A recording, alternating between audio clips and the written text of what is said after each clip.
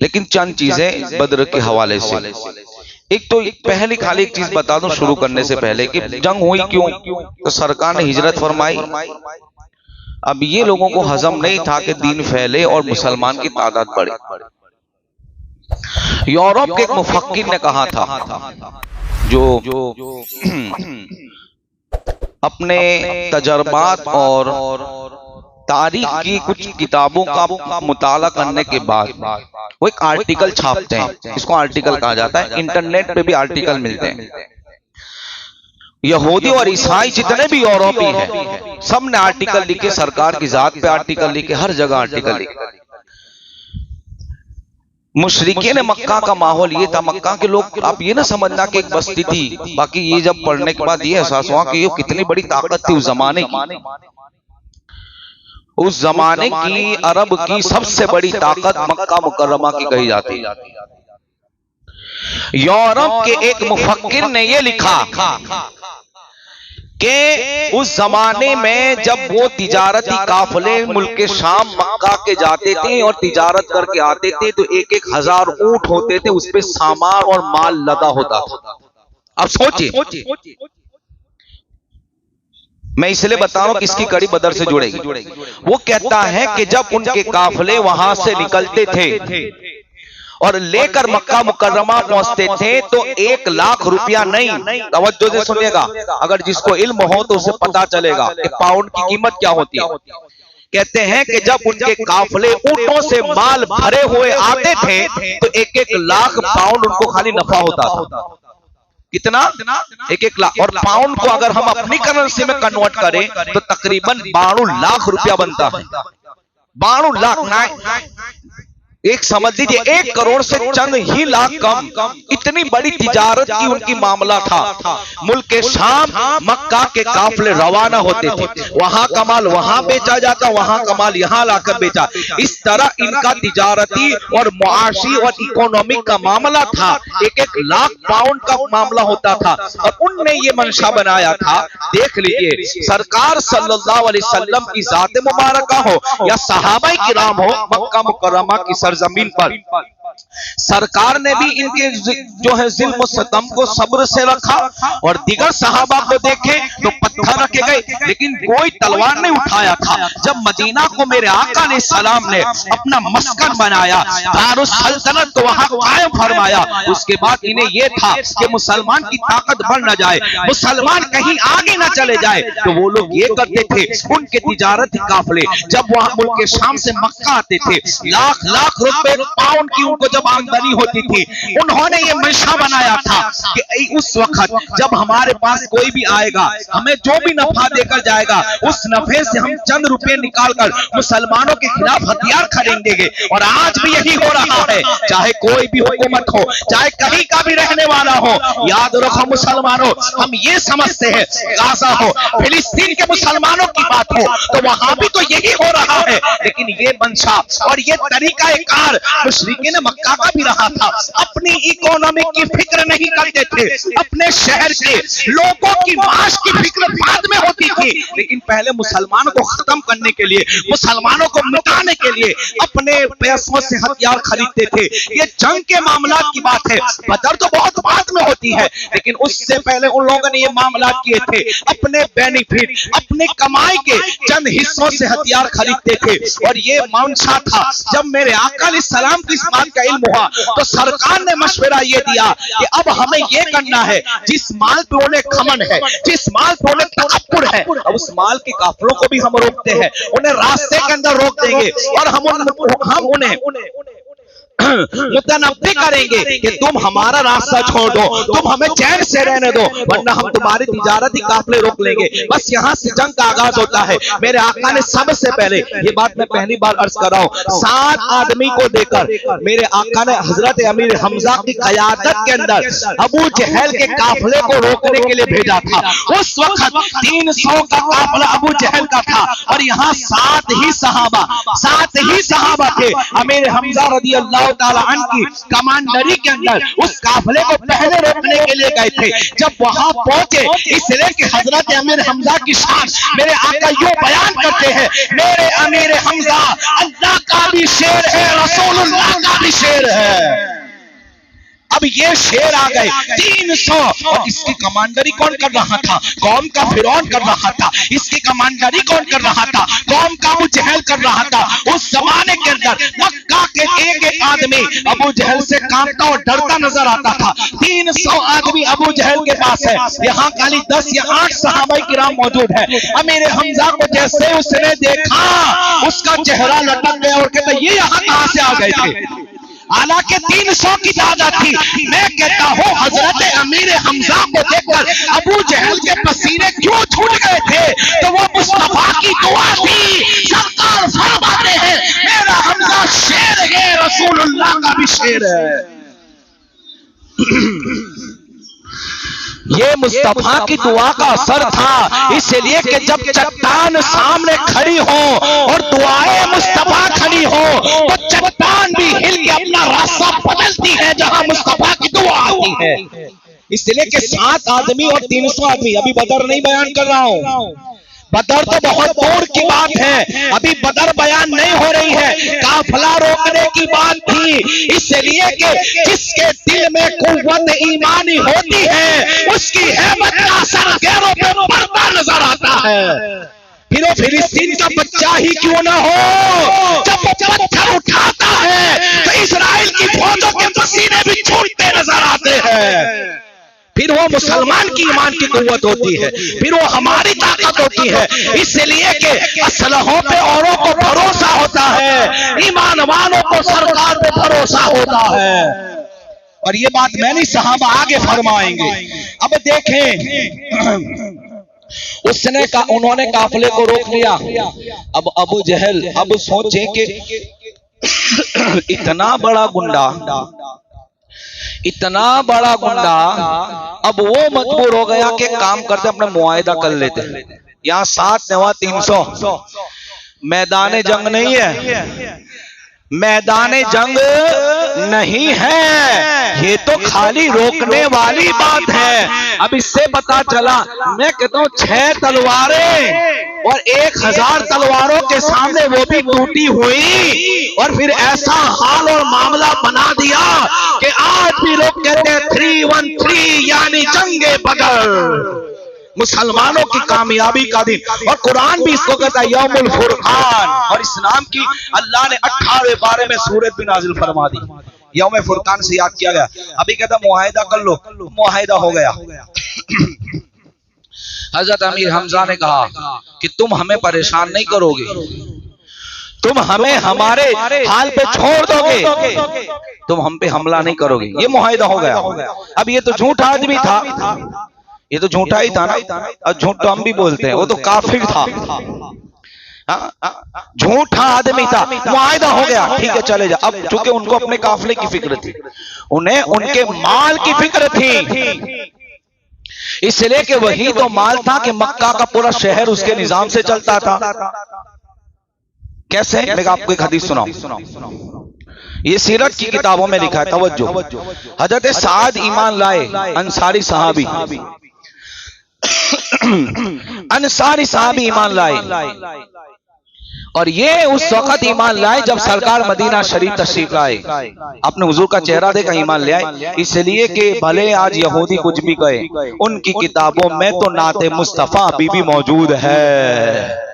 इसलिए कि इन्होंने हाथ से किताब नहीं लिखी, ये अर्श से किताब आई है, भले बदल दी गई हो, लेकिन सरकार की औसाफ हमीदा तो अभी भी लिखे हुए हैं ना। अब ये भी तो जानते थे कि आखिरी नबी आएंगे। कई असहाब ऐसे हैं कि जिन्होंने सरकार की निशानियां पड़ी हुई थी, मदीना में एक झलक देकर ईमान ले आए। चेहरा ही काफी था, चेहरा ही काफी था कि देख ले तो ईमान लाए। इसलिए कि सिद्दीक की निगाह से देखें तो चेहरा है वह दुहाई नजर आए, कोई अबू जहल की निगाह से देखे तो फिर कुछ भी नजर ना आए।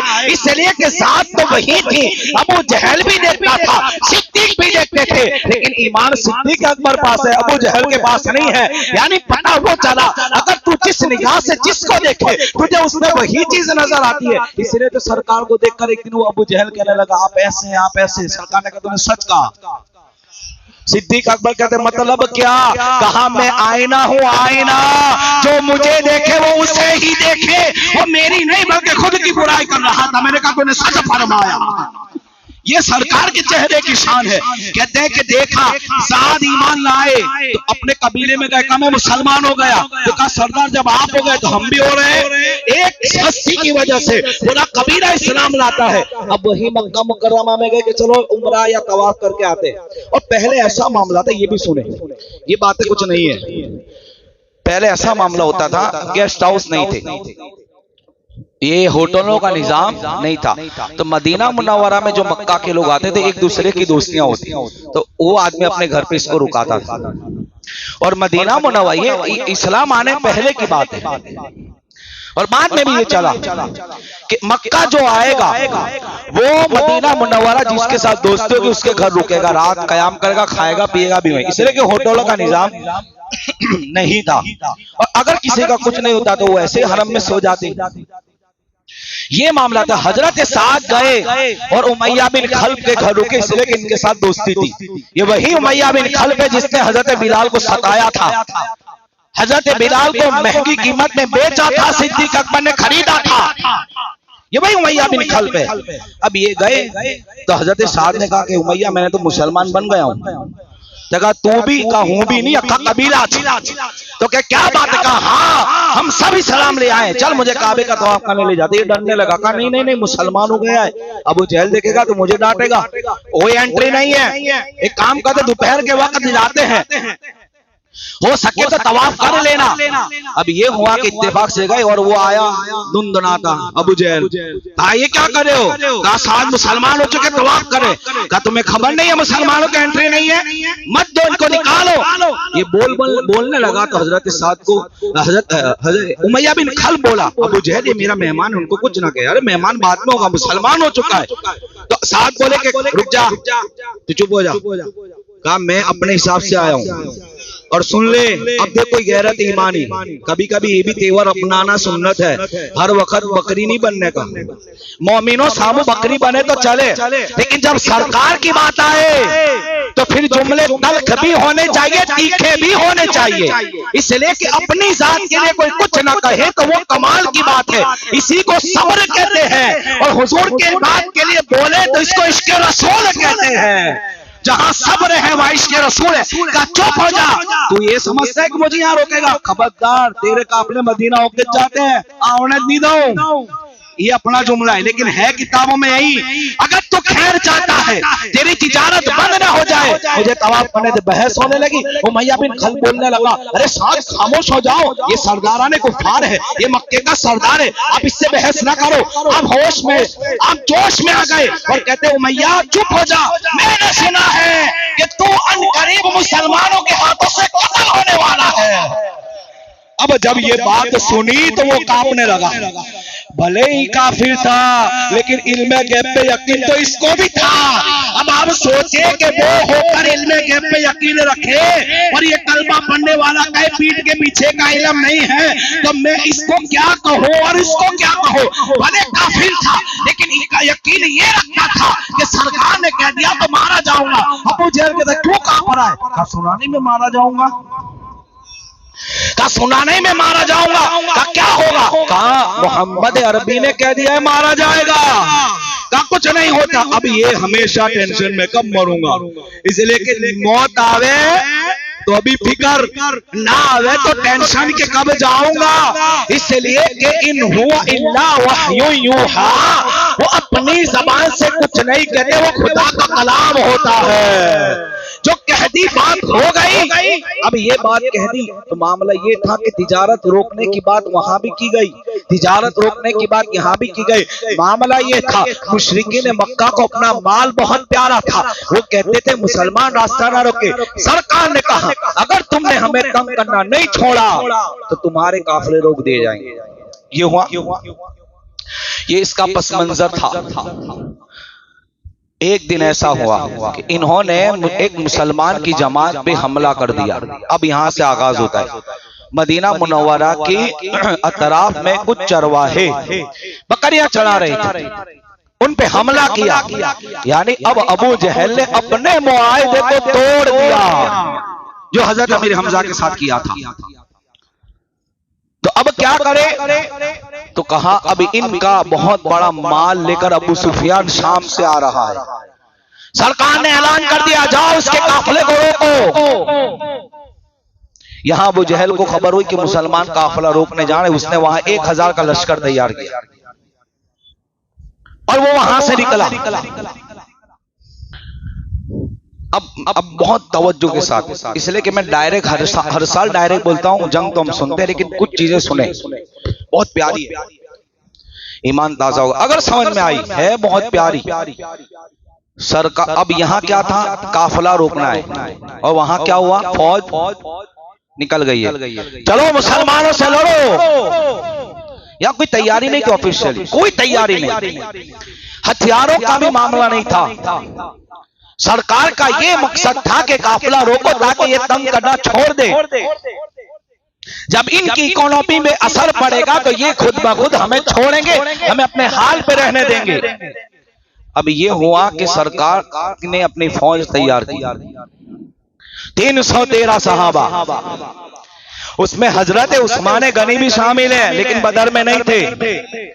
अहलिया बीमार थी, सरकार ने कहा खिदमत करो, तुम्हें बदरी सहाबी का माले गनीमत भी मिलेगा। मैं कहता हूं गए नहीं मिलेगा क्यों? मैं कहता हूं एतराज करने जाएगा तो ईमान जाएगा। इसलिए कहने वाली जात वही है जिसने शरीयत बनाई है। जो कहते तो कानून इस्लाम होता है, जो कहते तो कानून शरीयत होता है, कहते मिलेगा, भले नहीं कहते मेरी बेटी की खिदमत में रहो, मैं तुझे माले गनीमत दूंगा, बदरी सहाबी में शुमार करूंगा। अब क्या था, अल्लाह अकबर। अब जल्दी जल्दी हम चलते हैं। वहां से एक फौज निकली, यहाँ मुसलमानों का दस्ता तैयार है। मेरे आका ने मुशावरत बुलाई, सुभान अल्लाह। चाहते फैसला कर देते लेकिन मशवरा करना भी सुन्नत है, ये बात हमेशा याद रखना। अगर कोई कमेटी हो, अगर आपकी टीम हो, अगर कोई भी मामला हो, उसमें मशवरे से काम लेने से अल्लाह बरकत देता है। अकेला फैसला, और ये भी याद रखना अपने आप को हर वक्त माइंडेड नहीं समझने का, ये बात हमेशा याद रखना। हर वक्त अपना दिमाग ना चले, कभी छोटों का मशवरा भी बहुत बड़ा काम दे देता है, कभी छोटे छोटे बच्चों के मशवरे भी कहां तक पहुंचा देते हैं। सरकार अलैहिस्सलातु तस्लीम की अक्ल के बारे में आया, पूरी कायनात की अक्ल एक तरफ, सरकार की अक्ल मुबारक एक तरफ, कोई मुकाबला नहीं कर सकता। लेकिन सरकार ने मुशावरत बुलाई, अंसार भी मौजूद है, मुहाजिरीन भी मौजूद है, कहा क्या करना है। अब अल मुख्तसर ये अंसार सहाबा की जमात खड़ी होती है, सरकार उनके चेहरे को देख रहे हैं।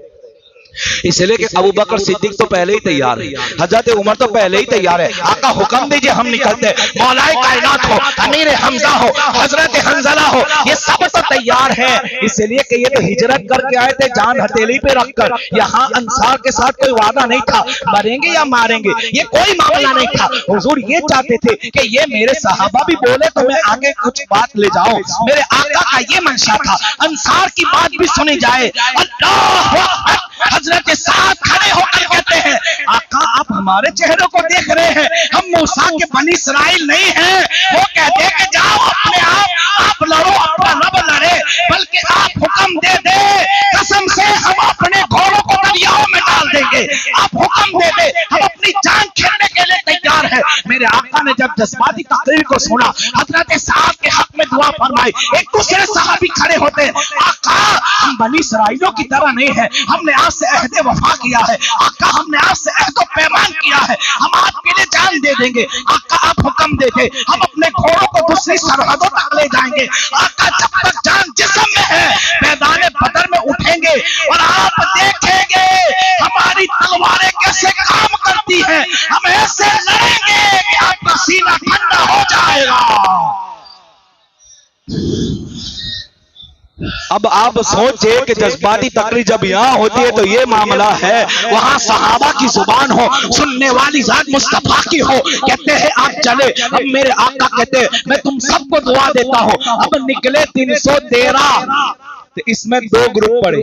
आज सुनने वाली बात, और ये कुरान के अंदर है, सूरह अनफाल की तफसीर पढ़े, सूरह अनफाल।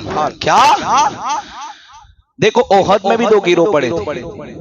ओहद की जंग बोलते हैं कि अंदर लड़ने के बाद यहां की बात सुनो, ये फर्स्ट टाइम है तो कुरान में, लेकिन समझाओ। अब ये था कि अबू जहल, तवज्जो भाई, ठंडा के तो नींद तो आवेगी, इसलिए कि जल्दी अपने उठने सब, नींद तो मुझे भी बहुत आ रही है, लेकिन मैं बोल रहा हूं तो उड़ रही है, लेकिन आप तवज्जो दीजिएगा कि ऐसा ना हो कि आपको मैं डोलता देख के मैं डोल जाऊं। अब ये था कि अबू जहल के काफिले पे हमला करना है, पहली बात। और दूसरी बात ये थी कि क्या उस काफिले को रोकना है जिसमें लाखों पाउंड का माल है। अब ये मशवरा हो रहा है, अब क्या करें। अब हुजूर की शान तो देखो कि महबूब का मशवरा हो रहा है, कुरान उतर रहा है। आयत मुझे कंफर्म कंप्लीट नहीं है दिमाग में, खाली मैं तर्जुमा और तफसीर बताता हूं। हुक्म ये था कि वहां जाए, इसलिए कि फायदा इधर था, तवज्जो, फायदा किधर था, अबू सुफियान के काफिले पे हमला करने पे, इसमें कि इसमें लाखों रुपए पाउंड, वहां लड़ने का मामला ना था, नहीं 1000 लश्कर। तवज्जो, अब देखो मैं कहता हूं सहाबा की इस्तिकामत, हम इसलिए तो कहते हैं कि लाओ मेरे नबी जैसे सहाबी कोई मिसाल कायम नहीं कर सकता है। उम्मतों में सहाबा हुए, हर नबी के सहाबा हुए, लेकिन सिद्दीक अकबर आपको कहीं और नहीं नजर आएंगे। उमर इब्न खत्ताब देखना है तो मुस्तफा के दामन में नजर आएंगे। इतनी बड़ी जुर्रत, इतनी बड़ी हिम्मत, एक तरफ लाखों रुपए के पाउंड का माल है, एक तरफ जान हथेली में रख के 1000 का मुकाबला करना है। यहाँ 300 है, वहां तलवारें 1000 है, यहाँ 6 तलवारें, वहां हर एक के पास ऊंट है, घोड़े हैं, यहाँ 4 घोड़े हैं, वहां 70 ऊंट है, तो वहां 1000 ऊंट है। इतना बड़ा डिफरेंस है। फौज बड़ी कवि है, फौज बड़ी ताकतवर है, मुसलमान बज़ाहिर कमजोर नजर आ रहे हैं, मुसलमानों पास हथियार नहीं है। अब जाए तो कहां जाए, कुरान उतरता है। महबूब कहो सुभान अल्लाह। अरे मैं चस ले रहा हूं इस बात को सुनकर, मैं चाहता हूं आप भी चस लो। मैं कह रहा हूं मशवरा तो हुजूर और सहाबा में हो रहा है, और रब कह रहा है कहां जाए, सुभान अल्लाह। अब रब का कुरान मशवरा दे रहा है। महबूब, अब देखो कुरान भी क्या बयान कर रहा है, खुल के नहीं बोलता, इसलिए कि हम को हक आजमाना भी है, और जो आजमाइश पे उतरता है, इसलिए इब्राहिम अलैहिस्सलाम का कुर्बानी दो, डायरेक्ट नहीं बेटे को ज़बह करो। फिर आया कहा अब जाए तो कहां जाए, इधर जाए लाखों पाउंड वाले पे हमला करने, इधर जाए कि जहां पाउंड नहीं है वहां जान भी जा सकती है, यहाँ हमला करो, माल आएगा, घर वापस आ जाओ, कोई खौफ खतरा नहीं है। अब जाए तो कहां जाए, तो कुरान कहता है महबूब आप एक ही जगह जाए, और जहां जाएंगे मेरा रब कहता है वहां हम तुम्हें फतेह अता फरमाएंगे। यानी क्या पता चला, महबूब जाओ, फतेह तेरे हाथ में मौजूद है। सुभान अल्लाह, क्या बात, कुरान पहले कुरान ने बात कर दी, अभी तो तलवारें नहीं उठी है। ये है मुस्तफा की शान अज़मत, मशवरा यारों साथ हो रहा है और मशवरा कुरान भी दे रहा है। अब करें तो अब दूसरा कंफ्यूजन आया, कुरान ने तो एक वक्त किया कि एक जगह होगी, अच्छा ये नहीं क्या कहां होगी, लाखों पाउंड वाले पे होगी कि या लड़ने में होगी, कुरान ने ये नहीं कहा। और नहीं क्या, इसकी भी बहुत अच्छी बात है, कुरान ने ये नहीं कहा कहां होगी, लेकिन कंफर्म होगी तुम्हारी जीत। तो अब कह कहां जाए, फिर मशवरा। एक तरफ अब देखो सहाबाए का जज्बे, इश्क़े रसूल और इशार का जज्बा, हालांकि हालात कैसे होते थे, 4-4 दिन चूल्हे नहीं जलते थे। आदमी आमदनी की फिक्र करेगा कि नहीं करेगा, और करनी भी चाहिए। मेरा दीन किसी को कमाने से नहीं रोकता, सुनो, हमारा दीन किसी को कमाने से रोकता, 24 कलाक काम करनी, नमाज पढ़ के नहीं रोकता दीन। ऐसा दीन आपको कहीं नहीं मिलेगा। हॉलीडे रखने, छुट्टी रखनी है तो रख, वीकेंड डे करना है तो कर, नमाज पढ़, 24 घंटा कमा। दिन नहीं रोकता, लेकिन हलाल कमा, दिन नहीं रोकता। तिजारत के लिए दिन नहीं रोकता, लेकिन सहाबाए किराम के हालात ऐसे थे, घर में चूल्हे ना जले, तलवारों के मामले 6 थे, तो कहा किस पर हमला करे, कुरान ने कहा एक पर करो, फतेह हो जाएगी। तो सरकार ने अबू जहल वाली टोली का रुख कर लिया।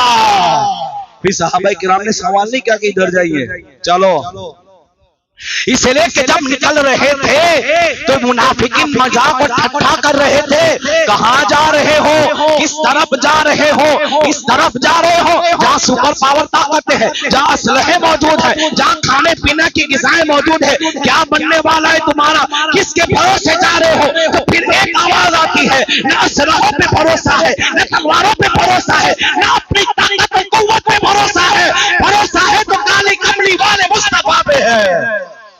और इसी भरोसे ने बदर के अंदर मुशरिकीन के छक्के छुड़ा के रख दिए थे। अब आइए बदर के मैदान में, अब एक तरफ मुसलमान है, एक तरफ मुशरिकीन मक्का है। अल्लाह अकबर। अब आइए अल्लाह की मदद कैसे आती है। पहले बारिश हो जाती है तो माहौल ठंडा हो जाता है। जिस जगह मुशरिकीन ने घोड़े रखे थे वहां कीचड़ बन जाता है, जिस जगह मुसलमानों के घोड़े थे वहां जमीन कंप्लीट हो जाती है, चल फिर सके, वहां पैर फिसलते हैं, यहाँ आराम से चल सकते हैं, यहाँ बारिश का नुज़ूल होता है। मेरे आका रात की तन्हाइयों में दुआ करते हैं, अल्लाह जिसका नाम दुआ में लो तो दुआ कबूल हो जाए, वो जाने दुआ अब हाथ उठा रही है। ए अल्लाह, अब देखो मुस्तफा के खूबसूरत जुमले पर गौर करें। दुआ का तरीका भी क्या बताया। मेरा सरमाया लेके आया हूं, सरमाया यानी मेरी कमाई। या अल्लाह, मैंने जो मक्का की गलियों में तबलीग फरमाई, मैंने जो हिजरत की, या अल्लाह ये वही कमाई लेकर आया हूं। अगर ये जमीन से चले गए तेरा नाम लेने वाला कोई ना होगा। बारी ताला इनकी हिफाजत फरमा। उस वक्त कोई था ना हुजूर के साथ, तो वो सिद्दीक अकबर थे। लोग कहते पहला नंबर को, मैं कहता हूं हर जगह वही तो नजर आते हैं। चाहे गाड़ में हो तो सिद्दीक हो, बाजार में हो तो सिद्दीक हो, हिजरत में हो तो सिद्दीक हो, मक्के की गलियों में पत्थर खाने हो तो सिद्दीक हो, बदर का मामला हो तो सिद्दीक हो, और बदर के अलावा खिलाफत का मामला हो तो भी सिद्दीक हो, वो भी सिद्दीक हो। इसलिए कहते हुजूर की रोने की और गिरिया अवजारी की वजह से चादर मुबारक नीचे आए तो सिद्दीक अकबर रोने लगे। चादर उठा के कहते आका ना करे अल्लाह आपकी जरूर मदद फरमाएगा। यार हो तो ऐसे यार हो, यार हो तो ऐसे यारो जो दिल को तसल्ली तो दे। अल्लाह अकबर। सरकार की दुआ मुकम्मल हुई। अल मुख्तसरी, अब बदर का मैदान शुरू होता है। फजर हुई।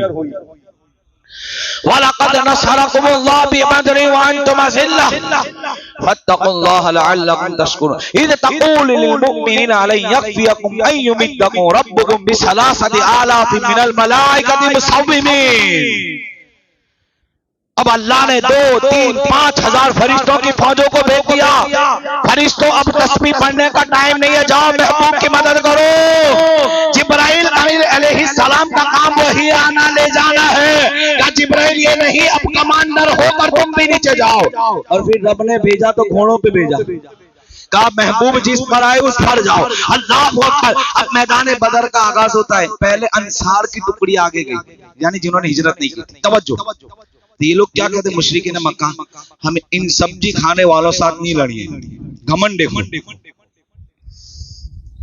हमारा इनसे कोई मामला नहीं, हम इनसे नहीं लड़ सकते। हुजूर से कहने लगे उनको लाओ जो बनो हाशिम और कुरैश मक्का हो, यानी हिजरत करने वाले साहबा मांग रहे थे। मैं कहता हूं सब्जी खाना कमाल नहीं है, इश्क़े रसूल होना कमाल है। अरे हमने तो ऐसी भी जंग देखी, एक खजूर खाते थे फिर भी मौता में उतरते थे। हमने तो वो दिन भी देखे हैं, एक खजूर खाते थे लेकिन कुव्वत और ईमान का जज्बा ये था कि मैदान में उतरते नजर आते थे। हाँ, हमने ये भी देखे कि एक नहीं 10 दिन के भूखे इमाम हुसैन प्यास भी रखी है, लेकिन मैदान करबला में जब तलवार चलती है तो फिर वही बदर के जोहर नजर आते हैं। हमने तो ये भी देखा, तो सब्जी खाने वाला देख रहा है, इनका मकसद ये था इनसे नहीं ले सकते बनो हाशिम लाओ। तो सरकार ने कहा ठीक है, मेरा पहला सिपाही, तवज्जो, पहला किसका नाम लिया, खा अमीर हमजा उठ जाओ। कहते अली दूसरे नंबर पे आ बजाओ, फातिह खैबर। 3 सहाबी का इंतखाब, 3 सामने, अल्लाह का शेर। अब अमीर हमजा की तारीख सुन ले, जंग तो होती रहती है, सुनाता हूं। अब सुने, लिखने वालों ने लिखा कि जब बदर में लड़ते थे ना, ऐसा लगता था कि वह दीवार कोई फेंकता है। ये मैं आपको समझाने के लिए, क्या जज्बात और क्या ताकत थी। ऐसा लगता है, यूं समझिए कि एक दीवार खड़ी है, चट्टान, और एक ही बार में बड़ा बुलडोजर आया और उछल के ले गया। आ गया दिमाग में? आ गया। तो कहते हजरत अमीर हमजा मैदान बदर में निकलते थे तो ऐसा लगता था जैसे लश्कर के लश्कर ऊंधे हो रहे, चट्टान की तरफ जैसे दौड़ रहे तलवार। और कहा कि बदर का मैदान वो मैदान था अमीर हमजा की एक नहीं दोनों हाथों में तलवारें चल रही थी। सुभान अल्लाह। अब मैं आपको एक बात बताऊं, आदमी तलवार भी 5 मिनट में उठा सकता, अपने तो ना उठाए, कमांड से उठे ना उठे, 5 मिनट में नहीं उठा सकता। इसलिए के लोहे की तलवार, इसका हाथा मजबूत, इसकी तलवार इतना वजन और फिर चलाना। कहते अमीर हमजा ने काफिर के सर में ऐसी तलवार मारी कि इसकी पेशाब की जगह फाड़ कर 2 टुकड़े कर दिए। अब मैं कहता हूं कैसी मारी होगी, एक तो तलवार का वजन, तो कहते हाथों में वो ताकत अल्लाह ने अता फरमाई। और उस वक्त ही तो रमजान के रोजे फर्ज हुए थे। अब देखो कि तलवार की मानने की शान ये थी कि चट्टान ही चट्टान पलट देते थे, एक नहीं दोनों हाथों में तलवार लेकर अमीर हमजा उड़ा रहे। अब पहली मर्तबा जब गए ना मैदान के अंदर आके खड़े तो कहा हाँ अबू जहल का था बराबर मुकाबला। मैं कहता हूं कभी खबर पड़ेगी, भले कह रहे बराबर मुकाबला।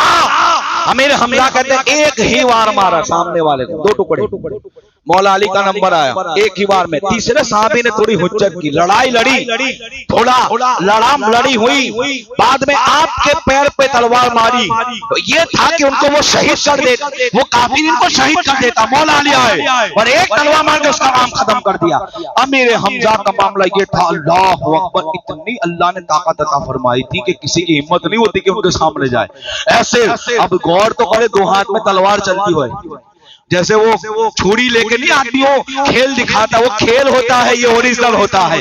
वो छुरी होती है, ये तलवार होती है, वहां कोई नहीं होता, यहाँ दुआए मुस्तफा होती है। कहते मैदान बदर के अंदर मौला अली की शान ये है, इंशाल्लाह 21 मिराज सुनेंगे। मौला अली की शान ये है, 70 काफिर मारे गए बदर में, तन्हा अली ने 25 को जहन्नम में पहुंचाया था। ये फातेह खैबर की ताकत थी। अब लड़ाई शुरू हो गई। पहले वहां लड़ाइयों का तरीका ये होता था कि एक के सामने एक आता था, यानी इधर का लश्कर वाले एक को भेजे, उधर से आए। लेकिन फिर ये हुआ कि आप सब भिड़ गए। इससे पहले एक बात ये भी हुई, खास तवज्जो से, इससे पहले एक बात ये हुई कि सरकार के लिए एक घर बना दिया है झुपड़ी नुमा, जिसमें हुजूर वहां बैठे। इसको अरीश कहा गया और आज भी वहां मस्जिद अरीश करके वो जगह है जहां सरकार ने कयाम फरमाया था। कहा तैयार कर दो, तो कहा अब 313 साहबा में सब है, अशरा मुबश्शिरा है, अजिल्ला साहबा है, लेकिन ये है कि हुजूर की हिफाजत करेगा कौन? ये बहुत बड़ा सवाल था।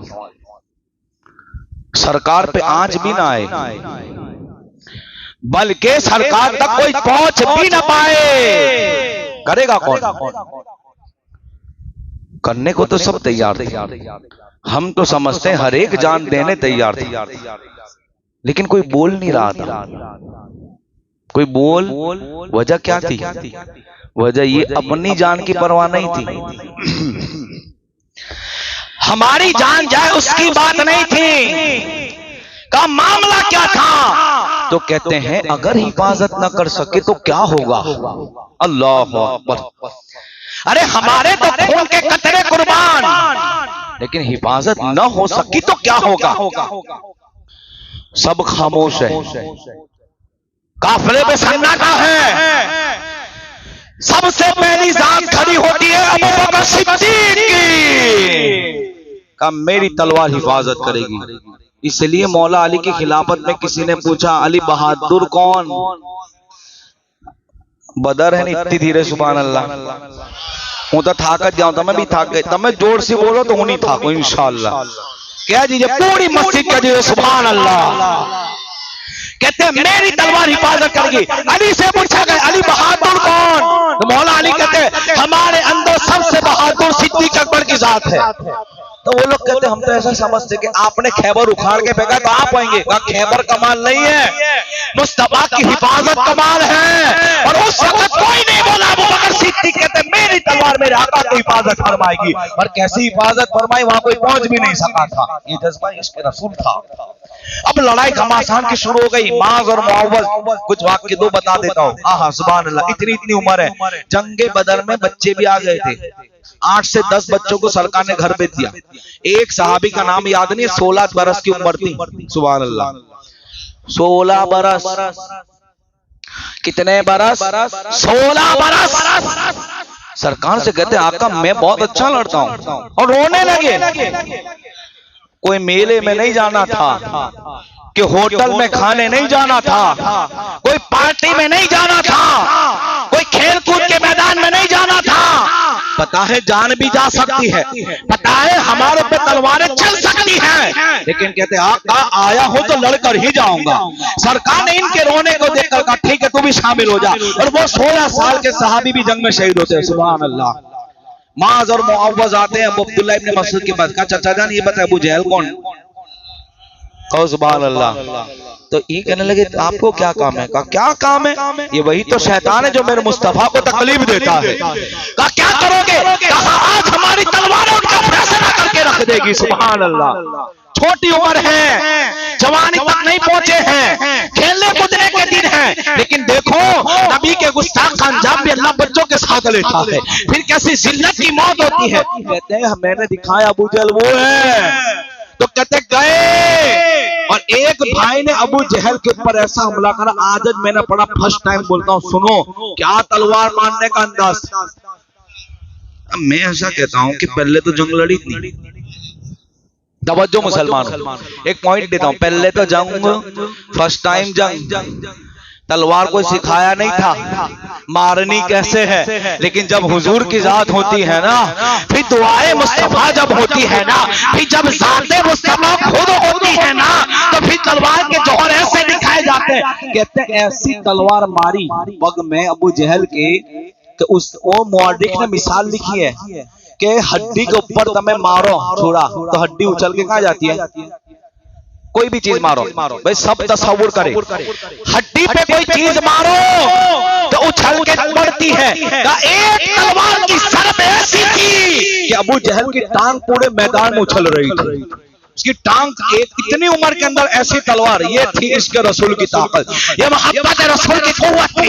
ये एक भाई यहां से पकड़े, दूसरे भाई ने अबू जहल का कीमा कीमा कर दिया और छाती पे बैठ गए।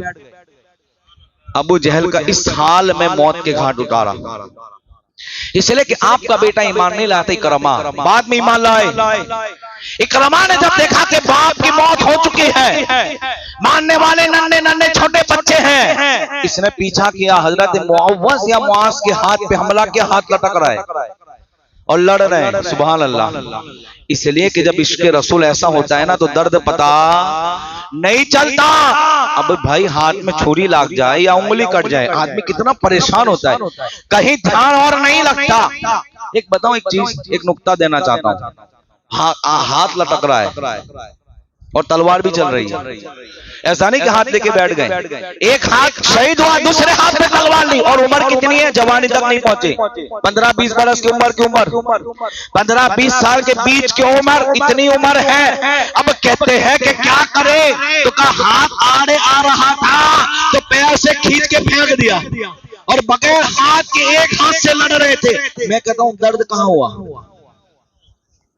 तो वही बात याद रखो कि हुस्न यूसुफ पे मिस्र में, हुस्न यूसुफ पे कटी मिस्र में अंगुष्ठ जरा, सर कटाते हैं तेरे नाम पे मर्दान अरब।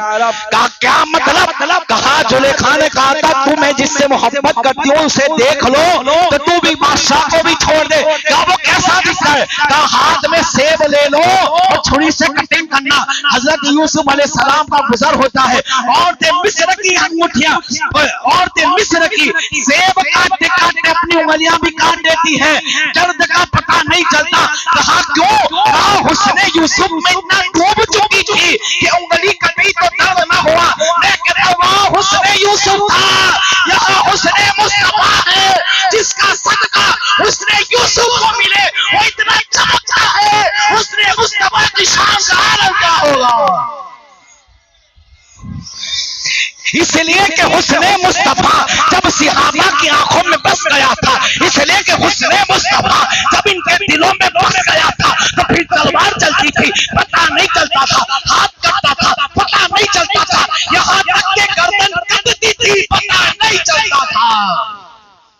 इसलिए कि हाथ कटा दर्द नहीं हुआ। और मेरे प्यारों सुनो, अगर उनके लिए कोई एक बार कुर्बानी दे दे तो फिर वो भी ऐसा नवाजते। इनको बुलाओ, सरकार ने अपना लुआब लगाया, हाथ ज्वाइन करने कंप्लीट हो गया था। लोग कहते हुजूर हमारी तरह, मैं कटा उंगली कटाए तो थूक लगा ले, उंगली कटे तो थूक लगा, इसलिए कि तेरा लुआब बीमारी देता है, मेरे मुस्तफा का लुआब शिफा देता है। हजरत कतादा की आंख में तीर लगा, तवज्जो, आंख का ढेला बाहर आ गया। एक नई बात बताऊंगा, वाक्य पुराना है। आंख का ढेला, अब सोच लो कि आंख में तो खाली कोई वस्तु चुप जाए, तब भाई सुरमत बधाए लग जाए तो आदमी वहां करता रहता है। अब वो तीर लगा, आंख का ढेला बाहर आ गया। आप निकाल रहे थे आंख को, कितनी दर्द होगा? किसी ने कहा ना निकाल, किसी ने कहा टाइम हो गया बस 2 मिनट। मुझे खबर है भाई आप तो 2 बजे तक बुलवाएंगे, पर टाइम का भी ख्याल है। किसी ने कहा आंख ना निकालो, कहा क्या करूं? कहा हुजूर की बारगाह में जाओ, इसलिए कि वो तबीब मुस्तफा भी है, वो तेरी रूह का भी इलाज करेंगे, तेरे जिस्म का भी इलाज करेंगे। अब वो सहाबी थे, वो क्या थे? सहाबी थे, वो नहीं थे। अब समझ जाओ, इसलिए कि कभी ऐसा भी होता है, दवा करना जरूरी है, लेकिन ऐसा है कि कभी कोई की दुआ लग जाए, ये भी बहुत जरूरी है। जहां दवा काम नहीं करती वहां दुआ काम करती है, और जहां कोई काम नहीं करता वहां मुस्तफा की जात काम देती है। कहते जाओ हुजूर की बारगाह में, आंख निकल गई। अब वहां ऐसा तो मामला नहीं, इनको भी खबर थी कि आंख निकल जाए तो क्या। इस जमाने में, उस जमाने में जैसा इलाज होता तो है ना, महीने 2 महीने का इलाज, कुछ भी हो, आंख बाहर आ गई, ऑपरेशन अभी कराना हो, क्या होगा? सरकार ने कहा सबर करो तो जन्नत है, सबर करो तो। अब वो भी तो सहाबी थे, तवज्जो, वो कौन थे? वो कौन थे? जोर से बोलो नहीं, मेरे माइक पे तुम्हारी आवाज भारी होनी चाहिए, इसलिए कि मैं 100-150 है, वो इकला है। वो सहाबी थे, तो कहते हैं आका जन्नत भी दे दो आपके करम से, और आंख भी लगा दो, सबर से जन्नत भी दे दो, ना आपके करम से आंख दे दो। दोनों मांग लिया, मतलब अकीदा भी पता चला कि जन्नत भी मुस्तफा देते हैं। तू कहता है कुछ नहीं देते, तो मैं कहता तेरे लिए तो कहीं नहीं है, जिसके लिए कहीं नहीं है एक कहीं नहीं है, जिसके लिए सब है तो हम तो मानते हैं जन्नत भी वही देते हैं। अरे वो कहते हैं मैदान महशर में मेरा गुलाम है, फिर तू जहन्नम में नहीं जाएगा, फिर तेरा जन्नत का दाखिला है। तो अब कहते आका क्या करेगा? सबर से जन्नत दे दो, करम से आंख दे दो। अब सरकार ने अपना लुआब निकाला, सुभान अल्लाह, लुआब की बरकत देखो, और रख दी थी आंख। मैं कहता हूं ना पट्टी ना दवा, आंख फिट भी हो गई। अरे आंख में तीर लगा नहीं था, तवज्जो, ये लगा दूर हो गया, जख्म का ये नहीं, आंख बाहर हो गई थी, आंख का ढेला निकल आया था, पूरी आंख बाहर थी, सरकार ने फिट कर दी। अब कहते हैं मेरी आंख की देखने की तासीर, सुभान अल्लाह।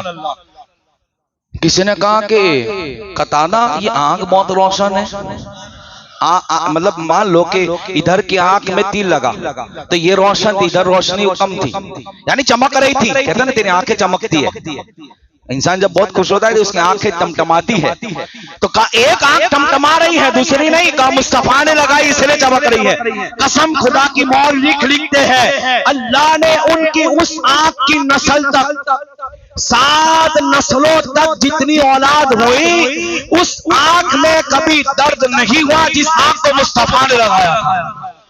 कितने नस्ल तक? 7 नस्ल तक। ये सुन्नी का अकीदा है। आंख निकल गई, अब लड़ाई शुरू। एक आखिरी बात, हजरत की रिसाफा है, उक्काशा है, या रसूलुल्लाह तलवार नहीं है, लड़ना है, तलवार नहीं है। सरकार ने कहा तलवार नहीं है, खजूर की टहनी तोड़ के दे दी थी। अभी अपने जैसा कि वहां तलवार नहीं है, लकड़ी का क्या होगा, लेकिन उनको पता था ये लकड़ी जरूर है, लेकिन दी किसने है, आई कहां से है। कहते हैं हजरत उक्काशा वो टहनी ले ली, लगाता तो लकड़ी थी, मारता था तो तलवार का काम करती करती थी। और जंगे बदर ही नहीं, दौरे सिद्दीक अकबर की खत्मे नबुव्वत की जब जंग होती है, हजरत उकाशा जब भी जाते थे तलवार लेके नहीं जाते थे, मुस्तफा की दी हुई लकड़ी लेकर ही जंगों में जाते थे। कहते कसम खुदा की थी तो तलवार लकड़ी, लेकिन जब मारता था तो तलवार का काम करती थी, मारता था तो जिस्म के टुकड़े टुकड़े करती थी। ये हुजूर के मौजज़ा ज़ाहिर होता है। जंग इख्तिताम पर आती है, मुसलमान जो जाबाजी से लड़ते हैं, लड़ाई हो रही है, कोई कट रहा है, कोई मर रहा है, अमीर हमजा अपनी कुव्वत दिखा रहे, फातिह खैबर की तलवार चढ़ रही है, फारूक आजम अपने जज्बे इश्क रसूल में सरशार है, लड़ाई हो रही है। यहाँ तक कि मुसलमानों ने ऐसा हमला किया था कि मुशरिकीन मक्का का भागने पर मजबूर हो गए, और ऐसे भागे कि उनका माले गनीमत भी मुसलमानों ले लिया। उनके 70 काफिरों को मुसलमानों ने जहन्नम रशीद किया था। बड़े बड़े उतबा हो, शैबा हो, उमय्या बिन खल्फ हो, अबू जहल हो, बड़े बड़े काफिरों को निस्तनाबूद किया था। अल्लाह ने मुसलमानों को फतेह अता फरमाई और सरकार ने जमात से नमाज पढ़ाई। एक आखिरी हदीस सुन ले। अबू याला के अंदर इसको लिखा, इमाम जलालुद्दीन सुयूती ने अल खसाइस अल कुबरा में लिखा, सरकार जमात से नमाज पढ़ा रहे, सरकार जमात से नमाज पढ़ा रहे। नमाज जब मुकम्मल हुई तो सहाबा ने पूछा, आका नमाज में आप मुस्कुरा रहे थे, वजह? मैं कहता हूं किबला की तरफ हुजूर ने नहीं देखा था। माफ करेगा, सहाबा किबले की यानी चेहरा नीचे नहीं था, नमाज तो हो रही थी, लेकिन मुस्तफा जान रहमत के चेहरे को देखकर सहाबा अपनी नमाज पढ़ते थे। तू कहता है किबला, मैं कहता हूं उनका चेहरा काबे की तरफ होता था, जहां काबा झुकता नजर आता है वहां उनका चेहरा होता था। आका मुस्कुराने की वजह क्या है? पता ये भी चला, हम तो देखते हैं जमीन पर, सहाबा नमाज में चेहरा मुस्तफा देखते थे। हम नमाज पढ़ते हैं, हमारी मेराज होती है, सहाबा नमाज पढ़ते थे, उनका चेहरा देखना उनके लिए मेराज होती थी। किसका चेहरा? मुस्तफा जाने रहमत का। अल्लाहु अकबर। मुस्कुराने की वजह पूछी गई, सरकार ने फिर पूरी हदीस बयान फरमाई। क्या मुस्कुराने की वजह? मेरे आका ने कहा कि जब जंग मुकम्मल हुई, अच्छा एक बात समझ में आई, अल्लाह ने 5000 फरिश्ते भेजे। कितने फरिश्ते की तो इतनी ताकत, जिब्राइल अमीन खाली पर भी मार देने तब की जमीन धस जाए, पूरी दुनिया धस जाए, ये ताकत है। मैंने बताया था सर की तफसीर के अंदर कि फरिश्ते की ताकत क्या होती है। एक ही वक्त में मलेकुल मौत हजारों लाखों की रूह कब्ज कर लेते हैं, फरिश्ते की ताकत है। तो फिर भी लश्कर आया, कहा ऐसे नहीं जाना, वो ताकत नहीं दिखानी, सबको तलवार लेके जाना है, सबको घोड़ों पे जाना है, लड़ना ऐसे ही है जैसे मेरे मुस्तफा के गुलाम लड़ते हैं, ताकत और कुव्वत वही दिखानी है जैसे सहाबा दिखाते हैं। कहते जब जंग मुकम्मल हुई तो जिब्राइल अमीन आसमानों में गए, दरवाजा खटखटाया, कहा कौन? का जिब्राइल। पहले ऐसा ना था होता, आवे न जाए, लेकिन अब स्पेशलिटी है, इसलिए कि अब असमत मुस्तफा दिखानी है, अब दिखाना है कि मेरे महबूब का मेरे नजदीक मकाम कितना बुलंद और ऊंचा है। का कौन? का जिब्राइल। का क्या हुआ? का जंग मुकम्मल हो गए, वापस आ रहे हैं। का वापस नहीं आओ, जाओ। का बारी ताला क्या बात है? कहा गए थे मेरी इजाजत से, आओगे मुस्तफा की इजाजत से। क्या मतलब? का रब मतलब क्या? कहा जाओ और महबूब से कहो कि अब मैं जाऊं। ये तो कोई पूछने की बात है। कहा नहीं, फर्श पे जाना है तो मेरी इजाजत लो, और फर्श से अर्श पे आना है तो मुस्तफा की इजाजत लो। ये बात सुनकर दिल में ठंड पहुंचती है। मैं कहता हूं तुम भी अपनी मस्जिदों में ऐसा बयान कर दो तो इससे मुस्तफा की शान बयान होती है। लोग कहते हैं बहुत चिल्ला के बोलते हो, मैं कहता हूं जब अपनी खानदान की बात बयान करते हैं तो लोग सीना तान के बोलते हैं। मैं कहता हूं मेरा खानदान मुस्तफा पे कुर्बान, हम मुस्तफा की शान बयान करते हैं तो सीना तान के बयान करते हैं। फिर हम अपनी आवाज का कॉम्प्रोमाइज नहीं करते, इसलिए कि जान भी उनके सदके, माल भी उनके सदके। कहते आए हो मेरी इजाजत से, जाओ कि मुस्तफा की इजाजत से। कहते मैं तो नमाज में था, जिब्राइल आ गए और कह रहे आका जाओ, बस ये मांग रहे थे, मैं मुस्कुरा रहा था। व आखिर दावाना अल्हम्दुलिल्लाहि रब्बिल आलमीन। अस्सलाम वालेकुम।